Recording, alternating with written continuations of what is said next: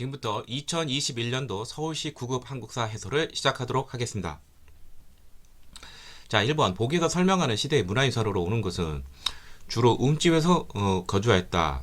유적은 큰 강이나 해안가 지역이고 농경생활을 시작했고 벼는 나오지 않고 조피, 수소 등을 재배했다. 그렇다면 이거는 신석기 시대가 되죠. 자, 신석기 시대에 토기가 처음 나오는데 이 시대를 대표하는 토기가 바로 빗살무늬 토기이죠. 쉽게 4번이라는 걸 알 수가 있고요. 고인돌이라든지 거친무늬 거울, 세영동거 다 이게 동이 청동이고 다 청동기 시대죠. 예. 특히 이제 고인돌 같은 경우에는 이제 청동기 시대부터 계급이 발생했기 때문에 그것을 보여주죠. 많은 인력을 동원해야 세워질 수 있는 거니까 계급이 발생했던 걸 알 수 있고 이제 거친무늬 거울에서 이제 그 청동기 후반에 가면은 잔무늬 거울, 또 청동기 후반이라고도 볼 수 있고 초기척이라고도 볼 수 있고요. 또한 청동검도 초기에는 빗살이 아니라 이제 비파형 동검이었는데 만주 연영 지역의 그러한 동검 형식이죠. 근데 우리의 독자적으로 이제 거푸집을 통해서 생산할 수 있는 한국식 동검, 세형 동검, 청동기 초기, 후기 또는 청동기 후기는 초기척이로 봐도 무방합니다. 자, 아무튼 공통적으로 다 청동기라는 거. 정답은 4번이 되겠습니다. 2번. 대한민국 헌법 개정이죠. 시기소로 나열한 것인데, 자, 1969년 이제 박정희 정권 때죠. 대통령의 3선을 허용했다 이렇게 되어 있죠.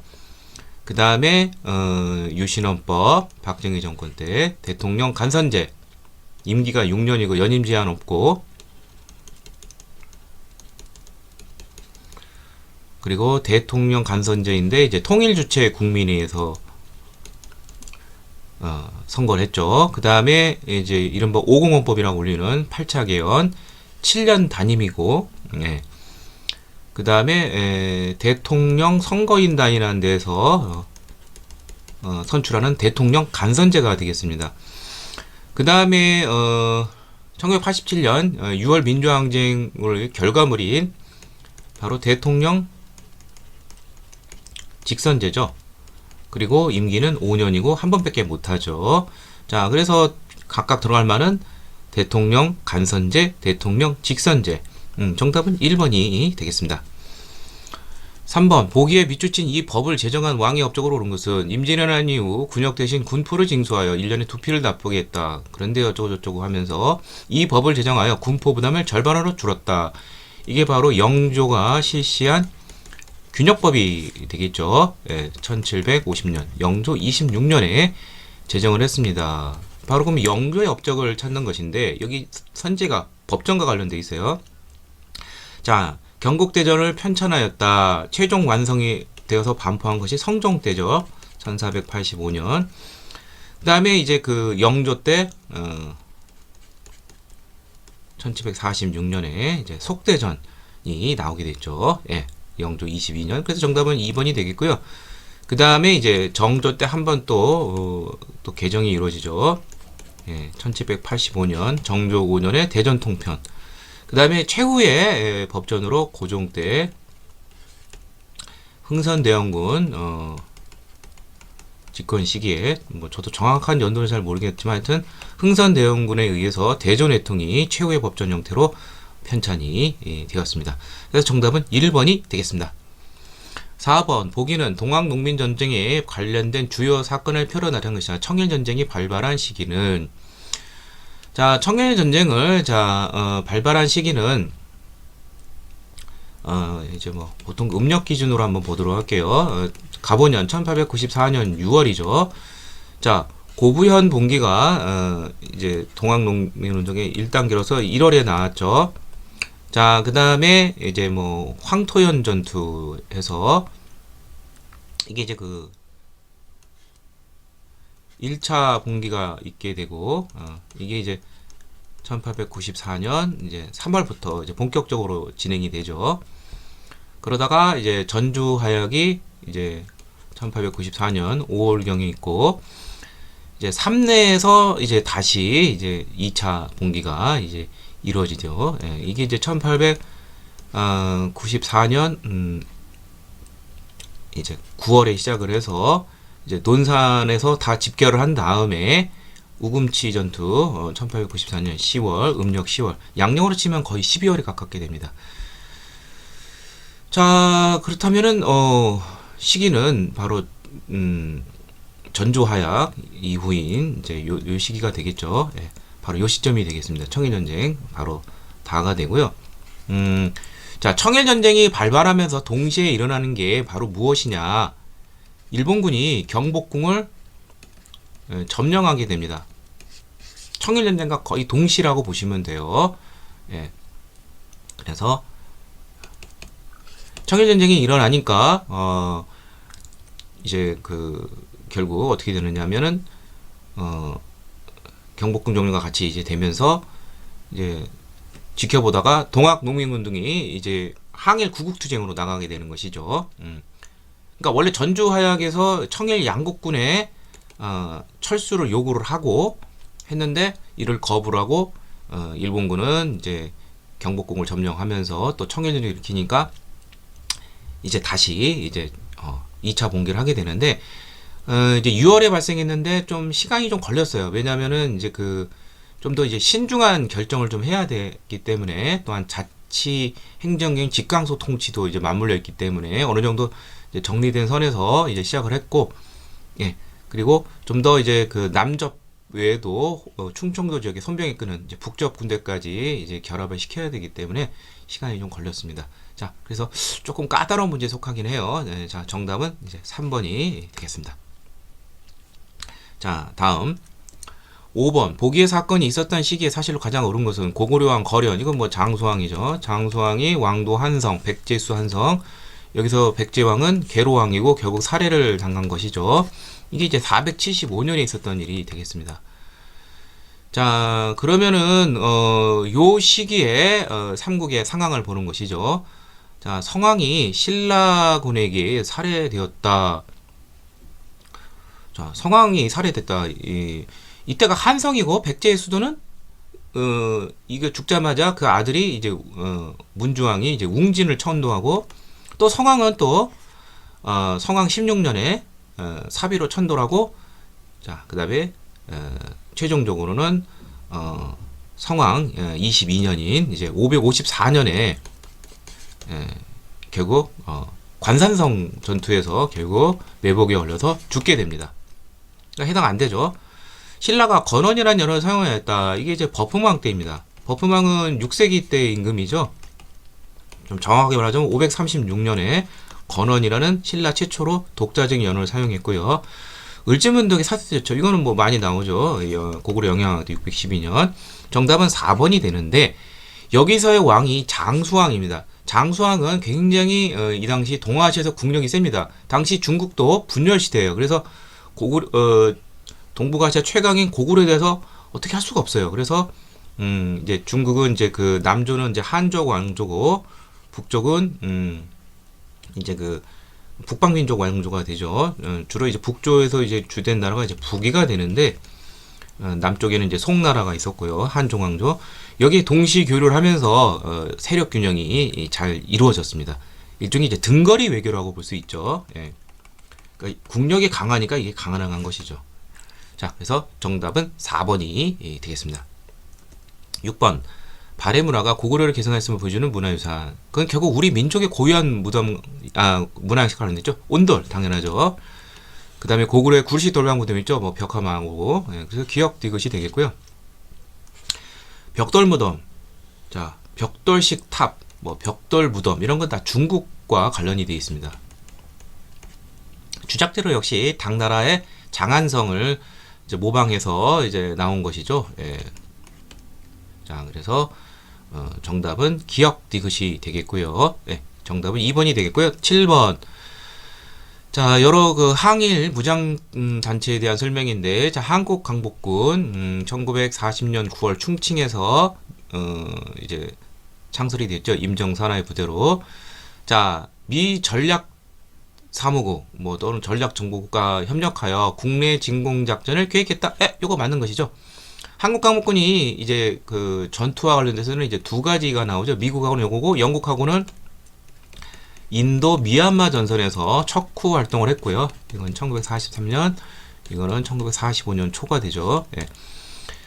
자, 한인 애국단, 중국 관내 최초의 한인 무장부대로 중국 국민이 지원했다. 이거는 조선 의용대에 해당하는 내용이죠. 김원봉이 창설한 1938년 10월 우한에서 창설이 되었죠. 한인 애국단은 백범 김구 선생이 세운 그냥 자기 개인적으로 세운 것이죠. 그래서 이봉창, 윤봉길 뭐 이러한 의거를 이뤄냈죠. 한국 독립군 양세봉이 이끄는 군대로 영릉과 흥경성, 이거는 조선혁명군에 대한 선명이죠. 1930년대 초 남반주 쪽에서 활약을 했죠. 중국 의용군과 함께 연합을 해서 이 두 가지 정도 꼭 알아두시고요. 한국 독립군은 지청청 장군이 이끄는 것이죠. 양세봉이 이끄는 조선혁명군과 비슷한 시기에 북만주 쪽에서 중국 호로군과 함께 쌍성보, 사도하자, 대전자령 뭐 이런 쪽에서 전투에서 승리를 했습니다. 그러니까 요게 이제 한국 독립군이 되는 것이죠. 바뀌었죠, 지금 설명이. 예. 자, 그래서 정답은 1번이 되겠습니다. 8번. 복에 같이 기록된 무신직권기 직권자는, 자, 경주 사람이고 아버지는 소금과 채를 파는 사람이고 어머니는 연일량 옥룡사의 노비였다. 노비 출신이 되는데요. 예. 근데 이 사람은 의종의 총애를 받아서 별장을 승지했고 그가 무신정변 때 참여를 했다. 자, 그러면은 여기서 해당이 안 되는 사람은 어떤 사람이냐면은, 자, 일단 여기서 이제 노비 출신과 관련된 사람은 2번과 4번 밖에 없어요. 이 사람들은 노비 출신이 아닙니다. 자, 김주는 이제 최씨 정권 최후의 그런 노비였고요. 이 의민이 바로 해당이 되겠습니다. 그래서 1170년 이제 무신정변 때 참여를 했고, 김주는 이제 1258년 최의를 죽이고 최씨 정권의 마지막 집권자, 자기가 직접 집권을 한 것이죠. 최충원은 뭐 잘 아다시피 1196년 이제 이 의민을 타도하고 집권한 사람이고, 명문 무반 출신입니다. 아버지 최은호가 상장군 출신이죠. 이면은 이제 최충원, 최우, 최항, 최의 이렇게 이어지고, 이거를 최씨 정권의 노비였던 김준이 정권을 타도하고 1258년 집권하게 됩니다. 다시 이 김준을 죽인 게 바로 임연이 되는 것이죠. 예. 임연이 이제 1268년에 이제 집권하고 죽으니까 그 아들인 임유무로 이어지는데, 결국 임유무가 이제 결국 제거당하면서 개경환도가 되면서 무신 정권은 종말을 맞게 되었습니다. 정답은 이 의민이 되겠습니다. 4번이 되겠고요. 9번. 다음 법령이 실시된 시기에 일어난 민주운동은 모두 9차례 발표된 것으로 9호까지. 그럼 뭐 이거 헌법 뭐 이런 부정 반대 또는 개정을 요구하나 어쩌고저쩌고 이런 거 영장 없이 기본권을 침해하는 것이죠. 유신헌법 때 대표적인 그런 악법령 형태인 긴급조치권이 해당이 되겠습니다. 자, 이게 실시된 시기가 되는데 뭐 잘 몰라도 유신 헌법이 1972년에서 1980년 요 사이 때죠. 박정희 정권 후반기. 뭐 요때 걸 찾으면 돼요. 엄밀히 말하면 긴급조치 1호가 이제 1974년부터 시작을 해서 아마 9호가 나온 게 박정희 정권이 무너진 게 79년이니까 79년인가 78년인가 뭐 그 정도 될 거예요. 자, 한번 보도록 하죠. 삼선 개헌 반대 운동이 일어났다. 이거는 1969년에 있었던 일이죠. 앞서 그 선지에서 나왔었죠. 예. 그다음에 3일 민주 구국선언이 정답이 되고요. 이게 1976년에 있었고,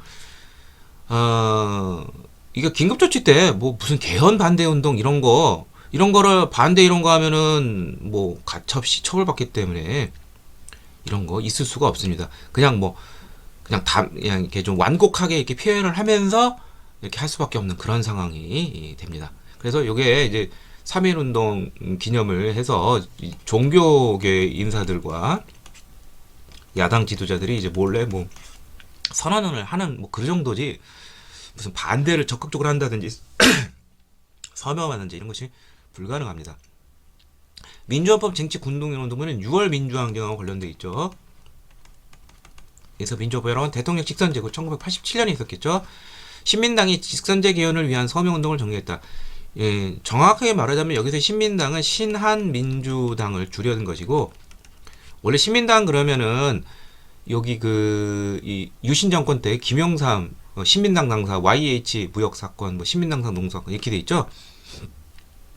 그래서 이게 옛날 신민당을 연상하기 때문에 전두환 정부가 이 신민당으로 못하게 하니까 신한민주당으로 이름을 적고 줄였으면 이제 신민당이 되긴 하는데, 이게 1985년에 등장을 해서 총선 전까지 그 다음에 쫄딱 망했어요. 왜냐하면 신한민주당이 굉장히 돌풍을 일으키긴 했어요. 당시 총재가 이민우 총재인데 여기에 상황처럼 고문이 김대중, 김영삼 이 사람이 이제 마치 상황처럼 이래라 저래라 했던 상황이에요. 그래서 결국 6월 민주항쟁 이후에 각각 뭐 김대중 씨는 이제 평화민주당, 김영삼 씨는 통일민주당 이렇게 이제 갈라서게 됩니다. 자, 이게 이제 그 전두환 정권 시기에 상당히 선명성은 있었어요.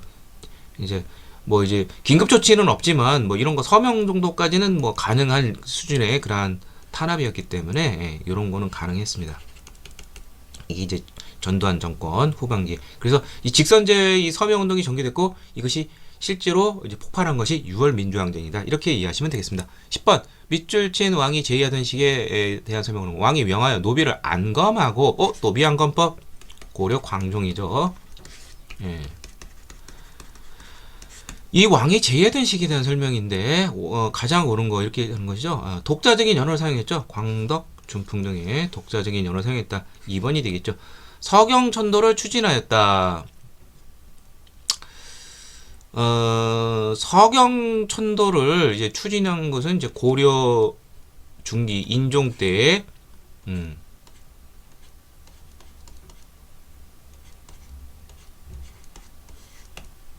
묘청 등 서경파 세력 등에 의해서 이자개발에 대한 이후 이제 천도가 좀 필요하다 이렇게 주장이 되는 것이죠. 지방간을 파견하고 여기서 지방간을 12목에 파견한 것이죠. 향리제도를 말하는 것은 고려 성종 때죠. 983년 성종. 그리고 기인제도를 실시하여 호족도를 통제했다. 이건 고려 태조가 되겠죠. 고려 태조 왕건은 기인제도 외에도 사신간제도 이것도 실시를 했죠. 자, 그래서 정답은 2번이 되겠습니다.